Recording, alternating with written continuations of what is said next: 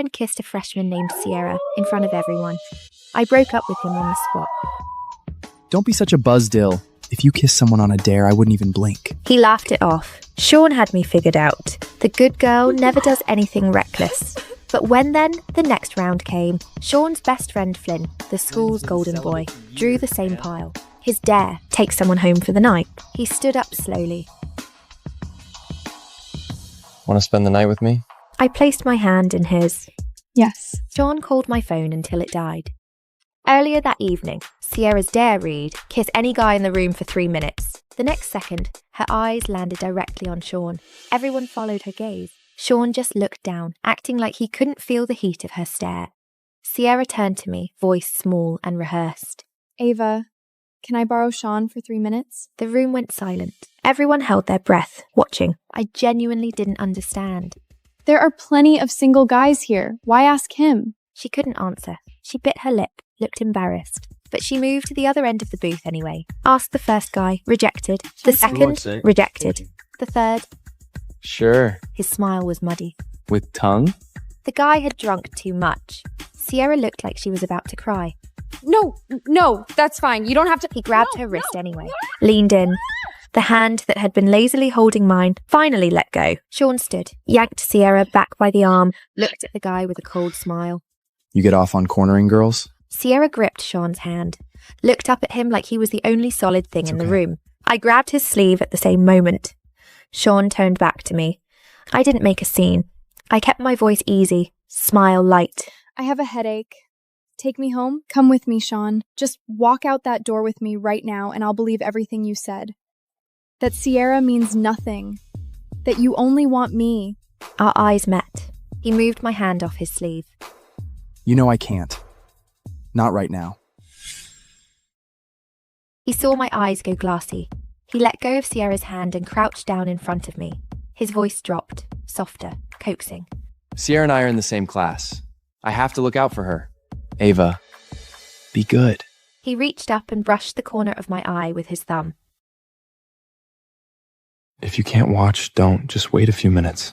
Sean, if you kiss her, I will break up with you.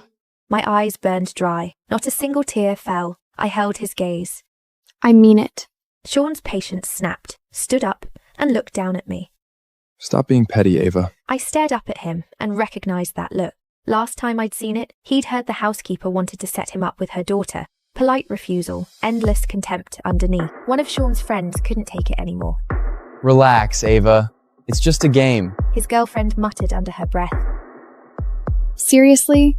Why come to a bar if you're going to be this uptight? She's ruining the vibe. Before I could open my mouth, from the corner of the booth, Flynn, who hadn't said a word all night, let out a short, quiet laugh. The whole room shifted toward him. If it's just a game, why don't you go kiss every guy here? He paused, seemed to remember something, and drawled out a slow. Oh. Except me. I'm not playing. He knew exactly where the line was. Enough to humiliate her, not enough to cause a scene, and it worked. The girl sputtered for 10 seconds, face red, and said nothing. Flynn bit the filter of a cigarette and lit it, leaned back into the cushion, slid the metal lighter onto the table with a small, dismissive click, tossed her own words back at her. Buzzkiller. I stared at him, couldn't blink. He was Sean's friend. I hadn't expected him to say a word. I was so thrown that I missed the 3 minutes entirely. By the time Sean sat back down beside me, I had already opened my phone and deleted his contact. He looked at me, flat. What is this? What I told you. We're done. I was about to block his number when he pressed down on my hand. Are we really doing this? Over a game? How far are you planning to take this? If you'd kiss someone on a dare, I wouldn't care at all. He knew my personality. He'd always known I wouldn't push back. That's why he never worried. Then the noise from across the room spiked. Flynn had drawn the most loaded dare in the deck. Take anyone here home for the night. One of the guys grinned and added, Like, actually check into a hotel? That kind?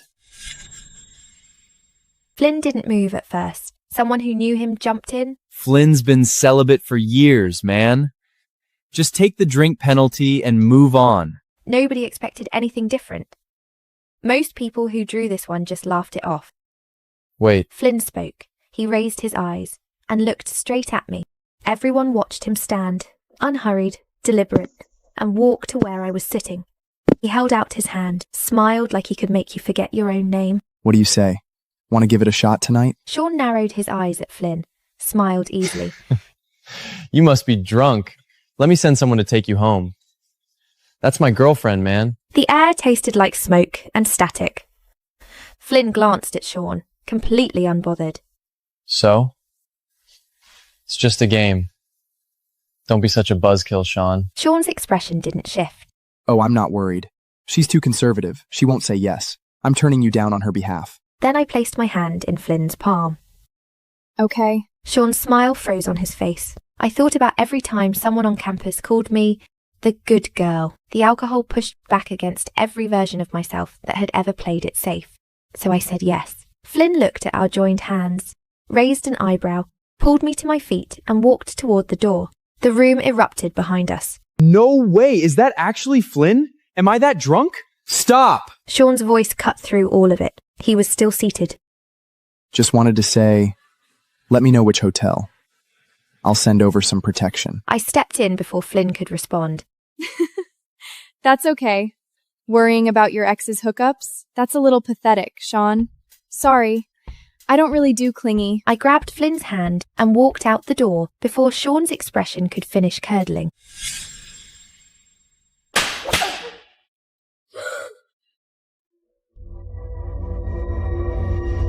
Mom, stop!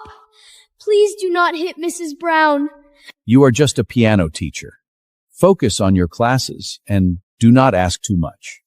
I do not care. Teaching piano is just my passion. If I want, I could even make this whole school carry the Brown name.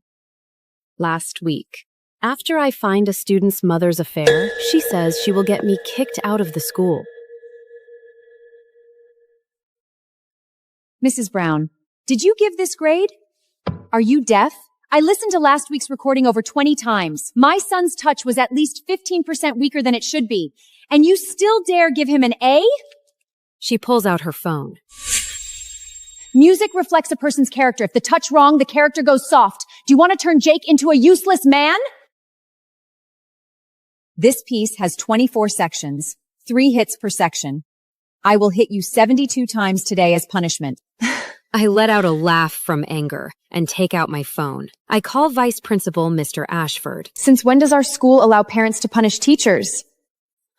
No one answers. I lower my phone and look straight at her. Mrs. Mercer, this is class time. Leave my classroom, now.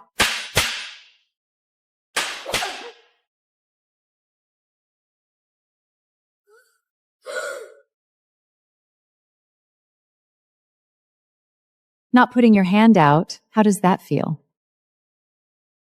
There is a camera here. You should think this through. I do not care about it. Put your hand out right now. If you still refuse, I will hit you 150 times today. Shit! B, this level deserves a B+? I just heard her at the door. She missed several notes, and the touch of both hands is different. And you dare give a B+.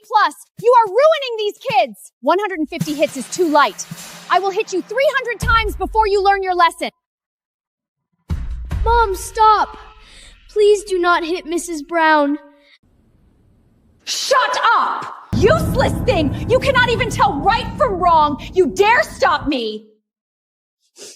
Play this piece again. Only then do I realize Jake, the child who never even dares to lift his head in my class, is not born timid. Living with a mother like this, he must be trapped in fear from morning to night. Mrs. Mercer, music is art. For a child, what matters most is feeling and expression. It should not be measured by machine and self-experience. A teacher like you, encouraging this kind of nonsense. Shut up! Notes must be perfect, down to the smallest detail. In the Mercer family, anything less than precise means shame. You turned my son into a useless child. Can you take responsibility for that? She actually pulls out her phone again and opens the same audio analysis app. She points it at the piano and watches the real-time waveform on the screen while she keeps cursing. At that moment, Mr. Ashford rushes in, out of breath. What is going on here? I step forward and explain everything from beginning to end. Lena, go back to your office first. I will handle this here. I stand there, stunned, watching as Mr. Ashford turns around to face Mrs. Mercer, who is standing there with her arms crossed. His posture looks more like he is trying to calm her down than hold her accountable. I have no choice but to turn and leave. I sit in the office for 2 full classes. The burning pain on my face comes back again and again, and the more I think about it, the more unfair it feels. By lunch break, Mr. Ashford finally pushes the door open, slow and casual.